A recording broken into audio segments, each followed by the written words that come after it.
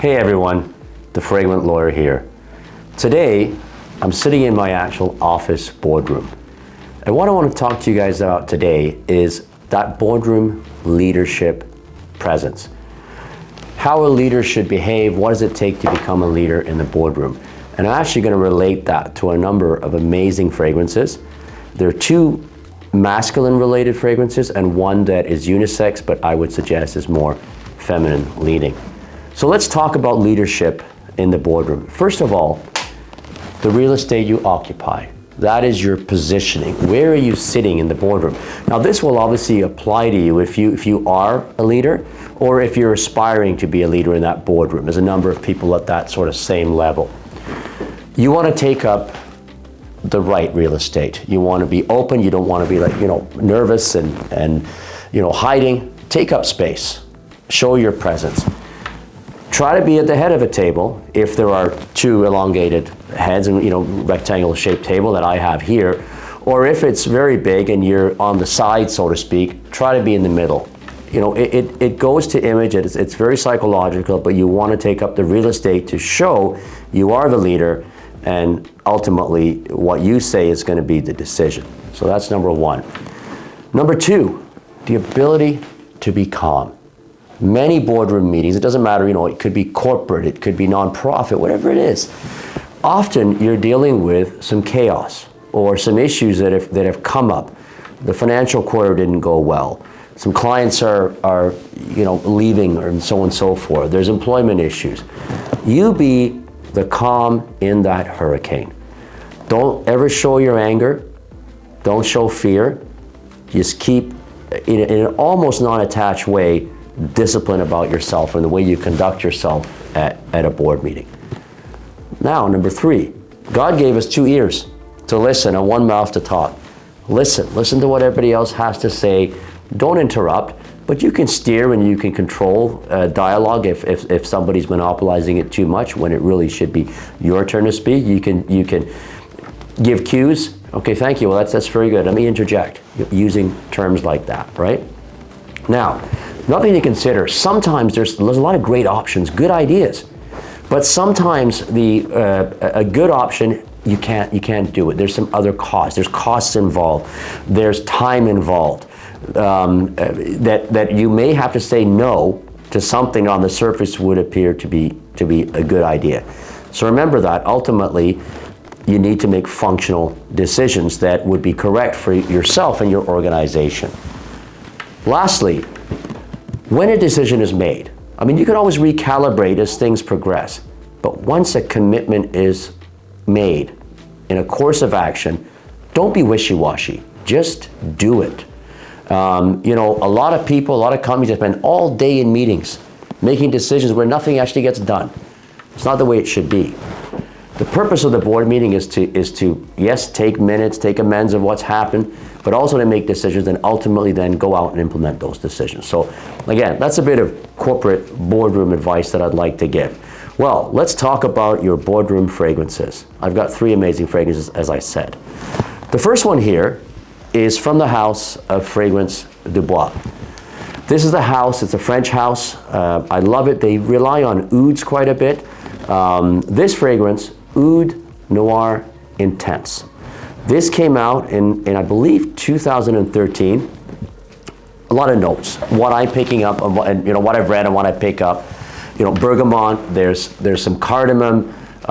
There is agarwood, oud related agarwood. There's some rose, a bit of sandalwood in it as well. Very smooth. I would say it has a lot of similarities now to Tom Ford's Oud Wood, and there's another one by Thamim carved oud, I think, or carved wood or carved oud. But this is a very clean smell. It's a smell of wealth, power, and finesse. It is very alluring. It's not the type of fragrance that's gonna, it's too cloying, that's gonna upset people. It's just so smooth, and in fact, I'm wearing it today. It's my scent of the day in my office, in my boardroom. So that's the number one. Again, fragrances, unisex, anyone can wear them, but I do think it's a little more masculine because of the woody elements in here, but it could be worn by anyone. The next fragrance I have is not talked about very much. It's 1962 by a house called Floris. Now, Floris is a British house that has been around since 1740, 1730, around there, a long time. They produced a lot of amazing fragrances. They're all classy. Usually, I would say, and for men and women, I would say that they're for people above 30. I would think, you know, they are somewhat mature. This fragrance here, it has notes of bergamot. It has clove. It's got some woods. It has some oak moss, and I think there's a little bit of patchouli in it as well, and some amber. It kind of reminds me of, there's a fragrance by, again, Tom Ford, Italian Cypress, kind of reminds me of that, but this is, I think it's much better. It's such a classy fragrance, very alluring. I'm going to use this term, for men here, this fragrance separates the men from the boys. It separates the leader from the followers. Remember this. If you can get your hand on this, Floris, 1962, you're going to serve yourself well. This is the fragrance of a leader. All right, there's another fragrance I have that I think it would be fantastic for women and also for men. I mean, I wear this as well. This is from the House of Guerlain. Okay, it is Cologne 68. Cologne 68 from the House of Guerlain. I would suggest this for women in leadership positions and even for men. It's absolutely amazing. Now, Guerlain is a French house. I think it's about 175, 180 years it's been out there. This fragrance has 68 notes, and that's why they call it Cologne 68. I don't have that kind of memory that I could recite off to you the 68 notes, but I know there's some iris, there's some florals in this, there's orange blossom, there's ylang-ylang in it, jasmine as well. So you can see it's kind of softer than the other ones, but it also is just classy and powerful. It might be, one that could be, I think, a signature fragrance. Yes, probably more in the spring, summer, maybe fall. Maybe not so powerful, I think, for the winter. I think it is a magical, magical fragrance. I love it. And I don't know if it's discontinued. I hope not, because I did get mine, a number of years ago. I think it's a 2006 fragrance. This Floris one that I talked about is 2016, and this one here, Fragrance de Bois, is 2013. But this Cologne 68, if you can get your hands on this, it's one that I think is inspiring, it's magical, it has a boardroom presence as well, and it does last. It lasts all day, and you can imagine with the time. And I know it says Cologne 68, and we think eau de colognes don't last as long. This one actually does last a long time. So these are the three fragrances that I'm reviewing right now, and I would suggest are appropriate for leadership positions in the boardroom. So remember my advice on this, right? On boardroom presence, because big decisions are made in boardrooms, and you want to, if you're aspiring to be that leader, and you're sort of, as a number of people, you're equal, and you're getting to that level where you will be the chair, you will be the senior partner, you will be the boss. Position yourself accordingly, have your demeanor accordingly, and wear, of course, the appropriate fragrance. Now, before I end this video, I'm at my office and I had an amazing fragrance delivered here to me today.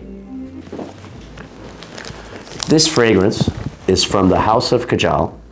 I really love this house. I've actually met Mohammed before, one of the founders there, I believe, of Kajal. I met him at an event at Niche Essence. Great guy, great house.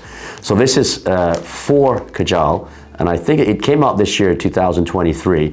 I'm just going to open it up. Bear with me. I'm going to open it up, and I'm not going to review it today, but it will be a future review. I just want to show you it.